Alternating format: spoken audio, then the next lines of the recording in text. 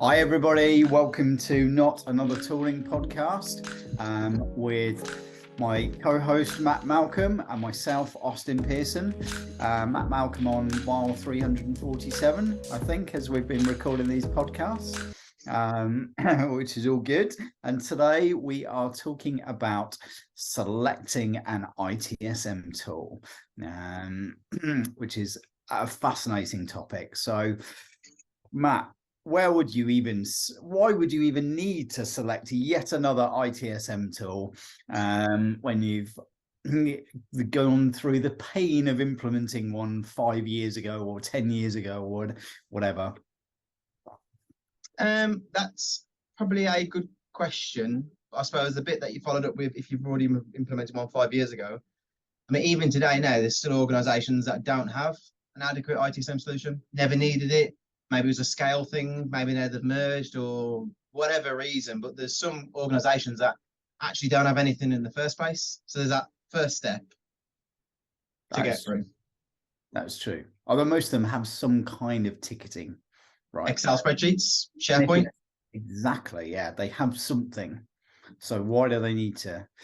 Let's start with that one then. Why do you need to change going from a nothing to something? Well, I think a lot of the themes we're normally talking about, it all boils down to those earlier requirements, like why, answering the so what in the first case, understanding that I'm doing this way, but actually I now need to do it this way. So if they can't do it the future way with the current setup, be it an Excel spreadsheet, SharePoint, whatever it might be, an old instance of ITSM, that would be a good reason to go to market, for a better way to word it. But that go to market step isn't the super common scenario it feels like takes place. Feel like what normally takes place is an organization will be having some dialogue with an ITSM provider, which will then almost retrofit the requirements of implementing an ITSM solution, maybe that specific one or those specific requirements. And it becomes a bit of a backwards solutioning exercise, making the shoe fit in some cases. But ultimately, the initial step, the initial reason why is those requirements are changing. New ones for the better, new ones because they've merged, new ones because they're growing.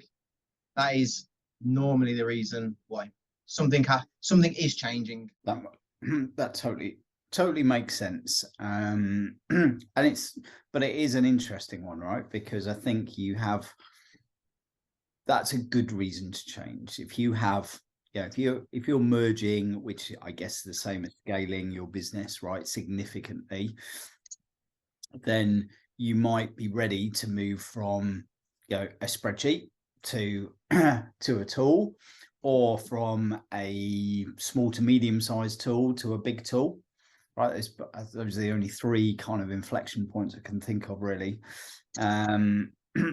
But there's also this interesting shift of, we already have ITSM tools and we're still in the mid-size bracket, and we're moving to another mid-size tool, or we're in the top size bracket and we're moving to another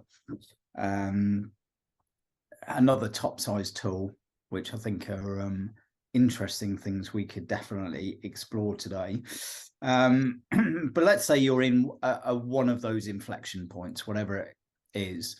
What would be the first thing that you would suggest that a company starts to look at? Well, let's first assume the requirements exercise is complete. The so what's dealt with. We know why. We know why we need to move, for sure. The very first thing, I think we had a similar conversation on an earlier podcast, is not exactly, but almost do nothing. There isn't always the need to move, as in, if their requirements have gone from level 3 to level 5, there was such a scale, can that level 5 be achieved with their current stack? And with current stack, I'm not just necessarily talking about the exact product they have at the moment, although that is an avenue. It could be that maybe it is an old, untouched, neglected instance of X, Y, Z. And actually, with a bit of TLC, some good conversation with the vendor to work out what they're doing, actually, if they put the effort into it, it goes from a level 3 all the way through to a level 7. Okay, cool, don't move. Now, obviously, going for the exercise, you are mapping your requirements and also the cost side of things as well. But that is always, I feel, an overlooked step. It feels like there is a massive need to move to something new and shiny versus trying to see what capability the existing function solution has. I'd agree with that, and I think I would also agree.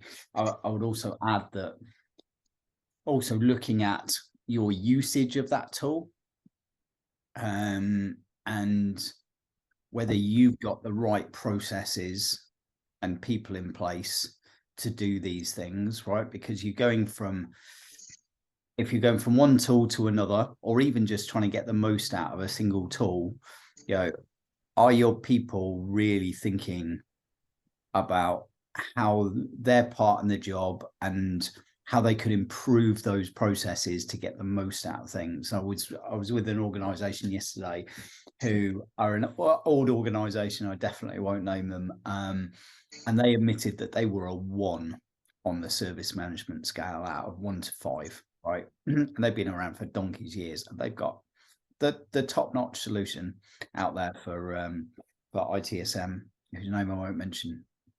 And they said our people just aren't mature enough, and we need to change our culture to be able to get the 1 from a 1 to a 2, because people are just focused on their little bit of the organization that they care about. They don't understand their impact on the whole organization. And the language we use is 20 years old. We need to get these people into ITIL language and thinking about service and things like that. Mm-hmm. And unless we do that, it's pointless us moving to another tool, getting a load of consultants in to help us do things like that. We've got to change our own mindset internally, which I thought was interesting. Definitely can sympathize with that. I think over the years, I think the kind of roles or functions that I didn't really think were very important, but now I do appreciate, are maybe it's got a badge on it, like a service architect, service lead, process architect, whatever badge that role or function should get, respective to where they are. The importance of something like that and somebody like that, function like that, is massively overlooked everywhere. Because if there was a focus, not everywhere, but a lot of places, if there was a strong focus on the degree of process to be consumed, that maximizing on what they have or moving to the right thing for the right reason always gets addressed. Versus, we definitely both see this, I'm sure, whether it's ITSM solution or other, is often selected from a product specific or technology specific reason without those process-led activities. So what you end up with more often than not is we have too much tech, too much stuff available for the level of usage / processes that we need to implement. So you end up having like a Rolls-Royce scenario when you're going to need an escort or whatever equivalent. And that would have been fine. And then what happens, which is definitely a common scenario, the animosity starts to build up with the whatever vendor. And it isn't necessarily an issue with the vendor. I mean, perhaps there are some vendors out there, but let's just pretend not.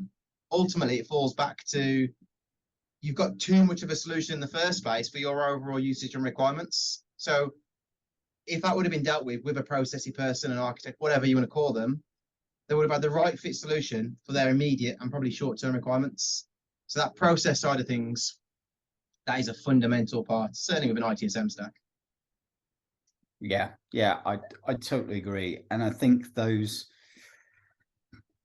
kind of roles also start asking the right questions, because my biggest bugbear, as I'm sure I've mentioned before, is that people are moving from tool to tool, but actually, at the heart of what an ITSM tool does, right, is helping you automate. It's a process workflow engine, right?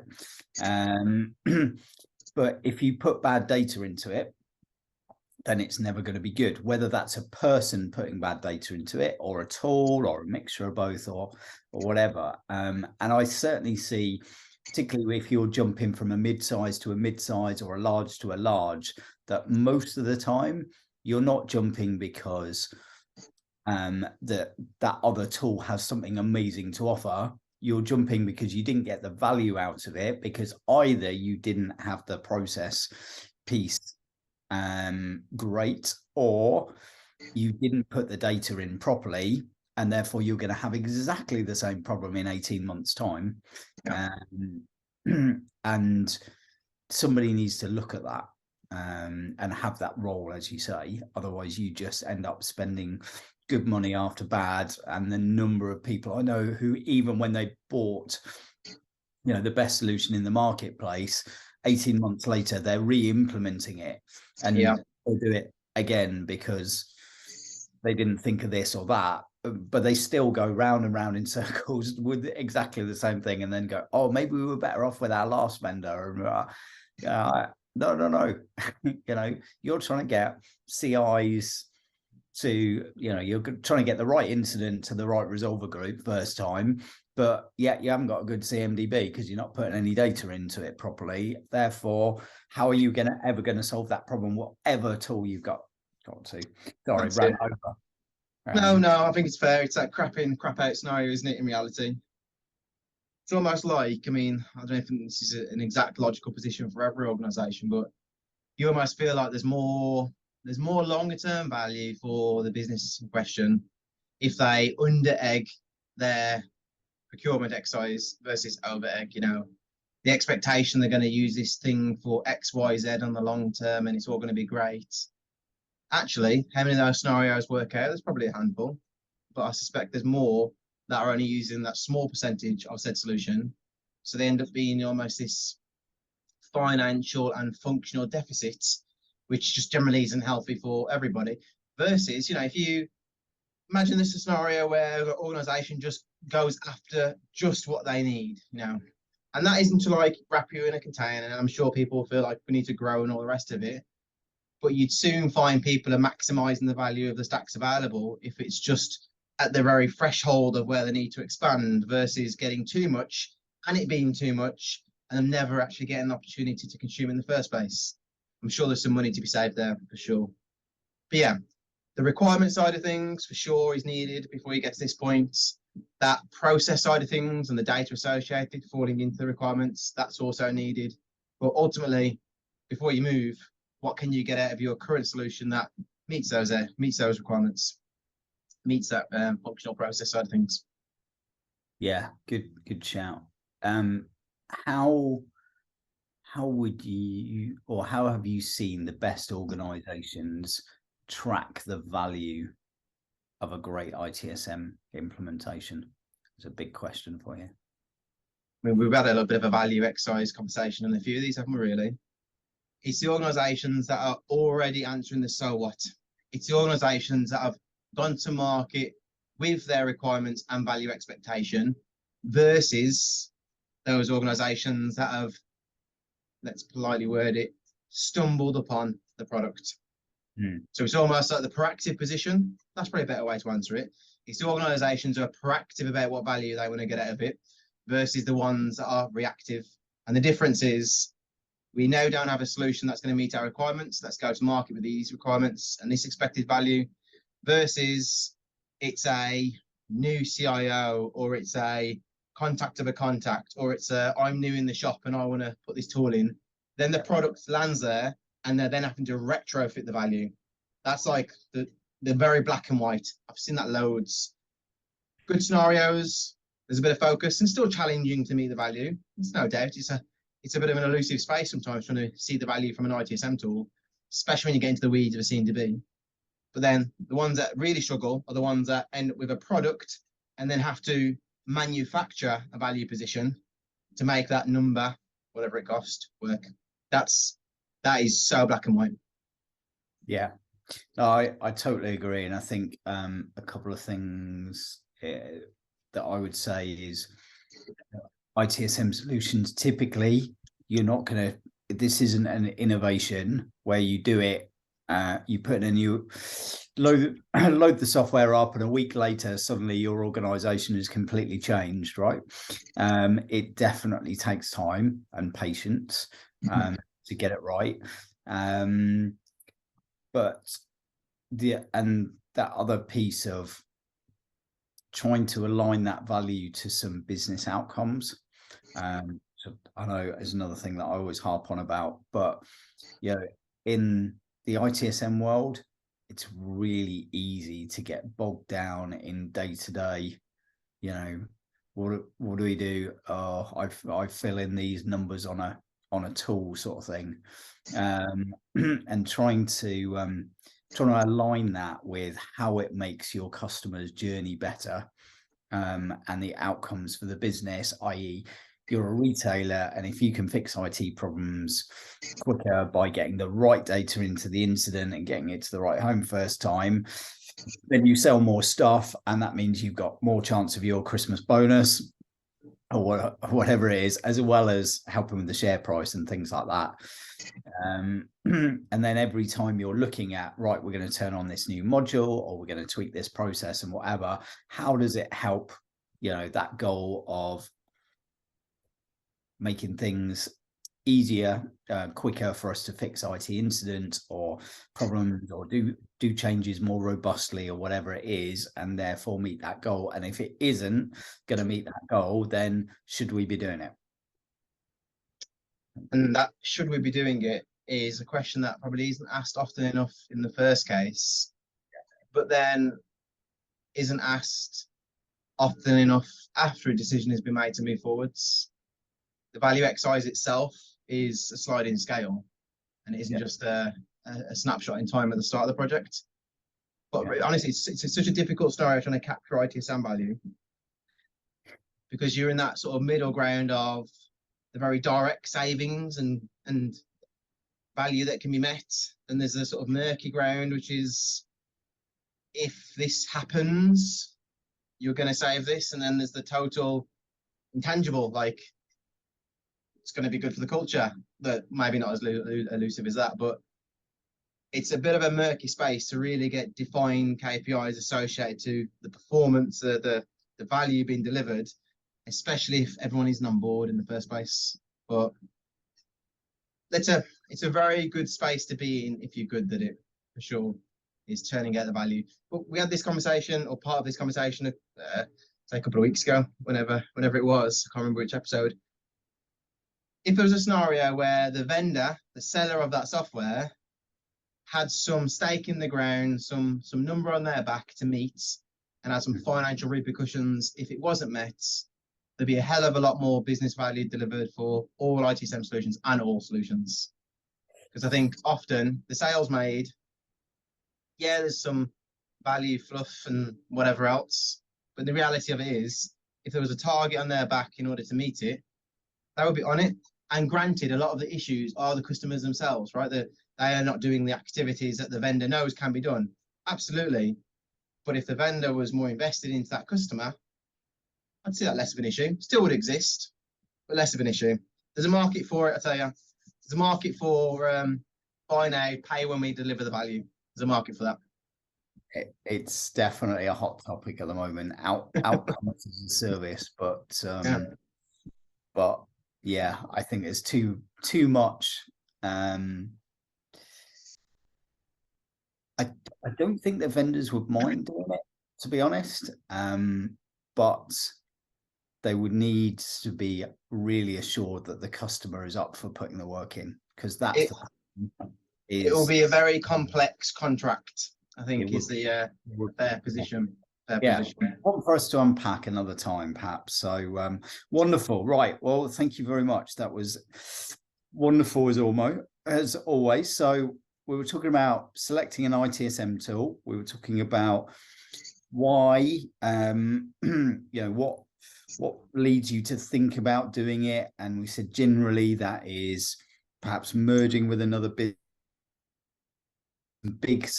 change or some big scale in your business that leads you to go either from spreadsheets up to a small to mid tier, or a mid tier up to a larger tier. Once you know why, are you getting clear on, are you sure you need to move? Could you, by working with the vendor and maybe with a consultant, understand that you could probably get from a 3 to a 7 maybe with your existing tool, rather than swapping it out and changing and all that change, and getting your people and process right, using a great service or process architect to really help you drive the value out of the tool. Then asking yourself, do you need a Rolls Royce? Right, and buying the right size solution. If you're sure you need to change, do you need something that does everything in the world, or do you just do something that is what you need right now? And make sure that you're solving the right problem, that actually the problem isn't that you need to put good data in to your existing tool first, and then finally, we talked about being proactive on the value, ensuring that you understand what that value is that you're supposed to be getting beforehand, that you have a way to track it, and always asking the question, should we be doing this? Thank you very much, my friend. That's another mile done for you on the treadmill, probably. Sure. And always good. Look forward to seeing you on the next one. Thanks, Matt. See you in a bit.